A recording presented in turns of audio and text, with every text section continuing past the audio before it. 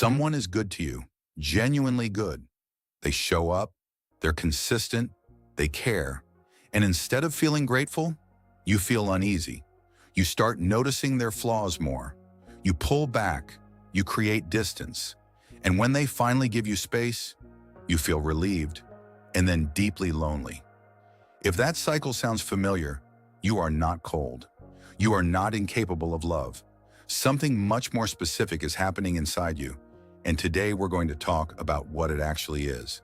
When a person consistently pushes away the people who get close, it almost never has anything to do with the other person. It has everything to do with what closeness itself has come to mean. For most people who do this, intimacy was never just intimacy growing up. It came with something attached. Maybe the people who loved you also hurt you.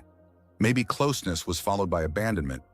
Someone left, or checked out, or became unpredictable.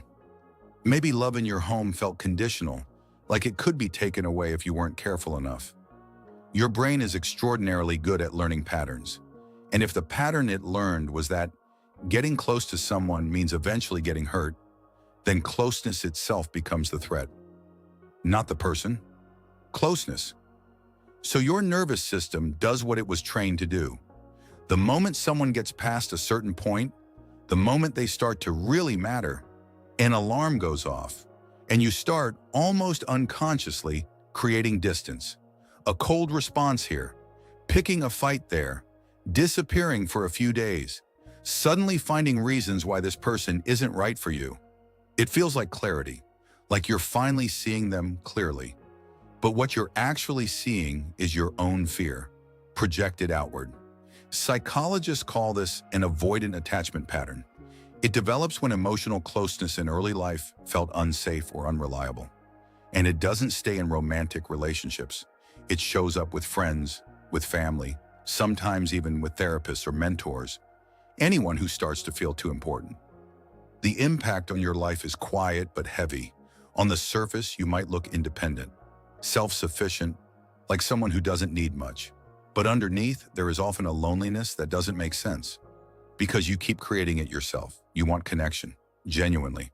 But every time it arrives, something in you dismantles it before it can become real. In relationships, partners feel confused.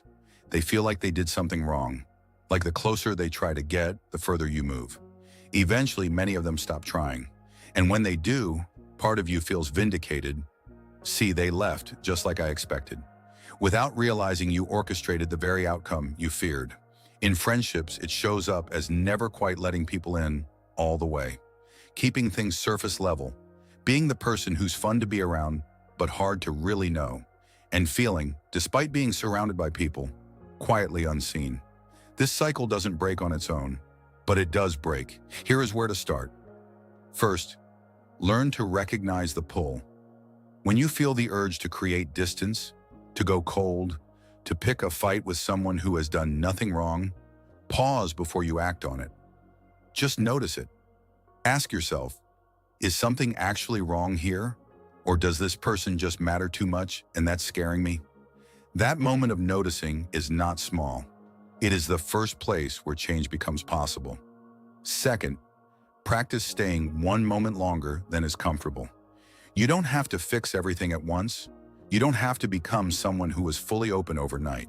But the next time you feel the impulse to pull back, try staying just a little longer. Reply to the message, show up to the plan, let the conversation go one layer deeper. You are building a new kind of evidence that closeness can be safe. Thirdly, say it out loud to someone you trust. Not your whole history, not everything at once. Just this. I sometimes push people away when they get close, and I'm working on it. That sentence, spoken to another person, does something powerful. It makes you accountable. It invites understanding, and it begins to replace the old story that you are someone who cannot be known with a truer one. You push people away, not because you don't want them. You push them away because you want them so much, and loss feels unbearable, and some part of you decided that leaving first hurts less than being left. That made sense once. It doesn't have to be your story forever. The people who are worth keeping will understand. And the version of you that can actually let them in, that version is already there, underneath the fear.